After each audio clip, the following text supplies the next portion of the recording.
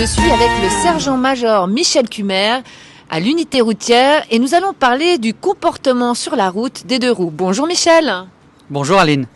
Qu'est-ce que tu peux nous dire du comportement idéal à adopter par un conducteur de deux roues?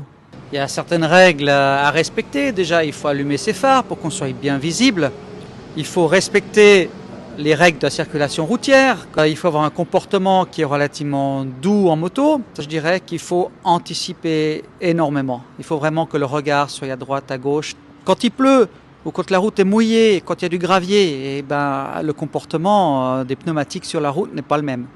Donc il faut en tout temps adapter sa vitesse et également adapter son comportement en prenant un virage. On ne va pas le prendre d'une manière brusque. Si on le prend d'une manière beaucoup plus douce, même sur du gravier ou une chaussée mouillée, la machine tiendra. Donc adapter sa vitesse.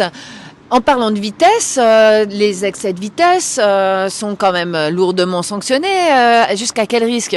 Sur la route, il faut adapter sa vitesse. On risque gros, on risque son permis de conduire, on risque une forte amende, on risque l'accident et des lésions corporelles graves, voire très graves. On voit parfois des conducteurs, jeunes ou pas jeunes, lever la roue avant de la moto, démarrer en trombe, faire hurler le moteur. Est-ce que c'est sanctionné ce genre de comportement? Lever la roue avant, c'est une perte de maîtrise. S'il y a le moins de freinage à faire, on ne pourra pas maîtriser la moto. Faire du bruit, ça dérange le voisinage et c'est une mauvaise image qu'on nous apporte. Très bien Michel, je te remercie pour toutes ces indications et puis je vous souhaite une très bonne route.